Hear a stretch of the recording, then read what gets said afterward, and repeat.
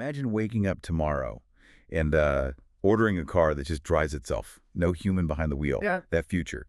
It isn't just on the horizon anymore. It's actually rolling out, like right now. On the Deep Dive today, we're really digging into Tesla's massive leap into autonomous transportation, the launch of its Robotaxi app. Our mission here is to cut through all the noise, and deliver the most important insights from the sources you've shared. You want to unpack what this means for you, for urban mobility, and really for the future of driving itself.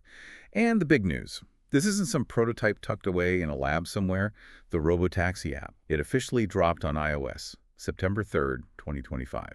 So for anyone hitting the App Store right now, what's that immediate experience like? What are the sort of key takeaways from this initial rollout? Well, the immediate takeaway is that it's a very controlled, very strategic entry. It's not a free-for-all. Strategic. Okay. How so? The app launched exclusively on Apple's App Store, right, for iOS users. That was September 3rd. Oh, okay. So just iOS for now.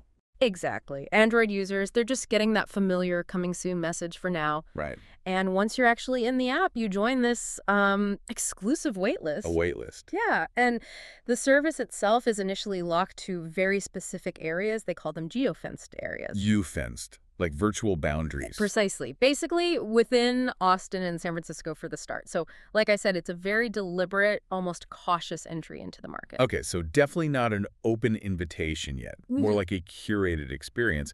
What's compelling about that initial journey for someone, trying to get a ride? Exactly. Curated is a good word. You actually need a Tesla account just to join the waitlist. Oh, interesting. Yeah, it creates this sense of exclusivity, almost like a private club, Mm-hmm. But what's interesting is that early users are reporting getting access pretty quickly, within hours sometimes. Hours. Wow. Faster than expected then. Much faster than many thought, yeah. Faster than most DMV appointments, let's say. Oh, okay. And the app itself. The app itself is, it's pretty sleek. It shows you the service maps, Tesla's latest news updates, and it connects directly to their official X account, so they're keeping users right in the loop. And that geofenced aspect is really critical. It lets them tightly control the operating environment, learn, refine the experience in these contained zones before they even think about broader expansion. That's a fascinating approach. It sounds less like a, big grand opening and more like a carefully managed scientific experiment. That's a good way to put it. But this launch, it didn't just materialize out of thin air, Yeah. right? This is the result of years of work, years of some incredibly ambitious targets. Can you walk us through Tesla's journey toward this autonomous future? What did that path look like? Absolutely. Yeah, to understand where we are now, you really have to look back. It arguably started with a pretty bold public declaration. When was that? That was back in October 2024. Elon Musk first announced the Robotaxi vision to the world. Big, big vision. Then, fast forward to June 2025, they actually kicked off a pilot program down in Austin. Started small, like 10 to 20 Model Y vehicles. Okay. And crucially, these initially had safety drivers, human oversight. That was a critical phase, testing the tech in real-world streets, but with that safety net. And then just this month, September, they expanded and into one of the toughest urban environments out there, San Francisco. Indeed. September 2025, they expanded testing to San Francisco. That included employee rides, still under safety supervision, mind you. And those hills in San Francisco, they aren't just scenic. They are the ultimate stress test for an autonomous system. How so? Well, they push the car's perception, its navigation capabilities, to the absolute limit. It's way more complex than, say, a flat city with a simple grid pattern. Yeah, I can imagine. And the scale of this testing. Yeah. It's really impressive. We're talking, 1,500 Robotaxi trips completed already across both cities? That's right, 1,500 trips. Logging 15,000 autonomous miles just in these urban settings. 15,000. And then there's this Project Rodeo in Austin. Over 300 Tesla employees involved. That sounds like a serious operation. A big human-in-the-loop effort. Oh, it is. What is this intense, real-world sort of apprenticeship for the AI? Yeah. What does it tell us about where the technology actually stands right now? Yeah, the real insight here isn't just the volume of testing, the miles and trips. It's the nature of it. Right. Those 300-plus employees in Project Rodeo, think of them as human data collection machines, essentially. Oh, yeah. They're driving, they're observing, and they are instantly feeding back information on every little nuanced, unexpected thing that happens. So it's not just about racking up mileage. It's about actively seeking out and learning from those rare, unpredictable... Okay, so less like a standard pilot program and more like a high-stakes, real-time feedback loop. intense. Very intense. So let's go under the hood a little bit then. What's actually powering these robotaxis? What's the sophisticated software making these cars think and navigate these complex places? Okay, so at its core, it's Tesla's full self-driving software, FSD as they call it. That's the brain. FSD. It's a sophisticated, deep neural network. But the real magic, I think, and the reason it's so advanced, it lies in the absolutely massive data pool it learns from. And when you say massive, Yeah. you mean truly astronomical numbers, don't you? Astronomical is right. As of early 2025, we're talking over 3 billion miles driven by Tesla owners using supervised FSD. 3 billion. Wow. Yeah. I mean, to put that in perspective, that's like going to the moon and back more than 6,250 times. That's incredible context. It is. But the real insight, again, isn't just the number itself. It's the breadth and the depth of all the scenarios packed within those billions of miles. It means the FSD's neural networks are constantly training on just countless real-world interactions, learning to recognize subtle cues, predict what humans might do, adapt to unpredictable environments, all the stuff that's critical for driving in a city. Right. It's essentially compressing like decades of human driving experience into an AI brain. That is a staggering amount of learned experience. But even with all that data, the real world is infinitely complex, isn't it?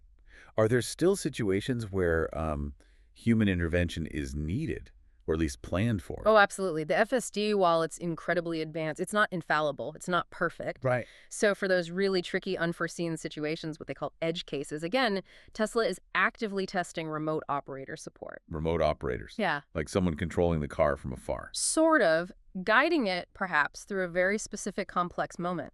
But it's not just a simple safety net. It's also a continuous learning mechanism. How does that work?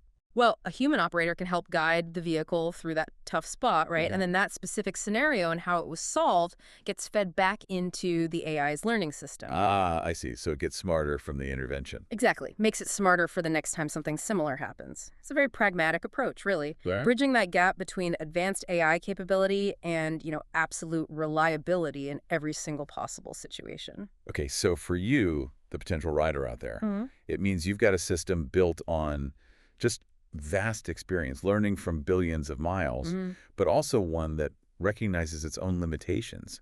And it builds in these intelligent safety nets for when things get genuinely weird or unusual. Precisely. Now, this all sounds like incredible technological progress, but the road to full autonomy, it's anything that's smooth, is it? What are the biggest hurdles Tesla is facing? Especially thinking about regulations and safety. Yeah, you've really hit on maybe the most significant challenge right now, the regulatory landscape. It's a minefield. Minefield, okay. Widespread driverless operation hinges completely on getting regulatory approvals. And these are complex. They vary wildly from state to state, city to city. Right. Different rules everywhere. Totally. Like, for example, Tesla currently lacks the commercial autonomous ride-hailing licenses they need in California. That's a huge market, right? Massive. But they do have some limited approvals in Texas. So this fragmented approach means they're constantly navigating different rules, different levels of skepticism from officials, different permitting processes. Wow. It sounds less like a clear highway and more like trying to play chess on, like, a dozen different boards at the same time. That's a pretty good analogy, yeah. And beyond all the paperwork and bureaucracy, what about the real-world safety concerns? The things that keep regulators and probably potential passengers up at night? Yeah, absolutely. Beyond the bureaucracy, there are legitimate safety concerns, particularly around how FSD performs in complex environmental conditions. Like weather. Exactly. Things like heavy rain, fog, maybe blinding glare from the sun. Mother Nature remains pretty unimpressed by AI's current capabilities in some of those situations. And these aren't just minor inconveniences, right?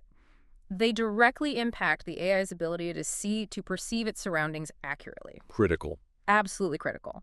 So to address this, Tesla is working closely with local emergency services, with regulators, making sure that rollout plans really consider public safety, emergency response integration, that kind of thing. Okay. It isn't just about having a safe car. It's about having a safe car within a safe whole ecosystem. Right. So while the tech is racing ahead, these real-world complexities, bureaucracy, weather, integrating with the city, there's still huge factors in how quickly we'll actually see robotaxis everywhere. Definitely. It's not just about building the car. It's navigating the entire complex world it has to operate in. Okay, so looking past these current challenges, what's the ultimate vision here? What's next on Tesla's roadmap for autonomous transport? And I guess, what are the stakes for them? The ultimate vision is, well, frankly, it's audacious. We're talking about the cybercab revolution. Cybercab. Yeah, Tesla is planning a fully autonomous vehicle. But get this, controlless. Planned for 2026 production. Controlless, you mean? No steering wheel, no pedals, no human intervention required right from the design stage. Wow. It's a ground-up design purely for autonomy, not just adapting a car made for humans. A controlless vehicle. Mm-hmm. That sounds like a massive leap. Even from the Robotaxi app we're talking about today. What's the timeline look like for getting that widespread? Well, Musk's vision for the Robotaxi service is nationwide expansion. Multiple U.S. cities by the end of 2025. End of next year. That's soon. Very soon. Scaling to potentially millions of vehicles by 2026. But, and this is a big but, that's assuming regulators play along. Right, the regulatory hurdle again. Always. And he's explicitly said he's betting Tesla's entire future on autonomous driving and robotics.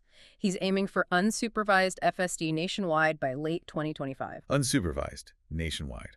Late 2025. That is immense pressure. Immense. And from a financial angle, the expectation is that Robotaxi revenue will start to, quote, meaningfully move the financial needle in the second half of 2026. Okay.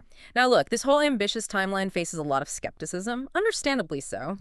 But whether they hit every single deadline or not, it undeniably pushes the entire industry forward, pushes boundaries towards that fully autonomous future. It really sounds like truly revolutionary potential. Fundamentally redefining urban mobility. Yeah. Maybe how we even interact with cars forever. Yeah. And it's downloading now, one app store at a time.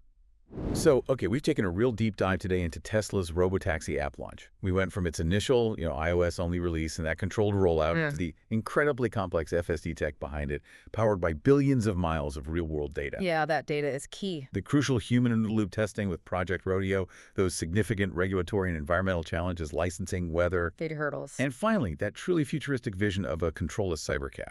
Yeah, it's clear this app launch is definitely a pivotal step, a tangible step toward making fully autonomous transport a reality. Right. But its ultimate success, that really hinges on conquering this complex. Let's call it an autonomous trifecta of regulatory, safety, and technical challenges. Each one is more intricate than the last. It definitely pushes the boundaries of what seems possible, even while, the hard work of widespread deployment and gaining public acceptance really continues. And for you, the listener, it means watching a significant, potentially world-changing shift in how we might move through our cities. The potential is just massive, isn't it? To fundamentally revolutionize urban mobility and redefine driving forever. It really is. So, as we consider this future, where robotaxis become common, maybe even these controlless cybercabs start appearing on the horizon, here's something to think about.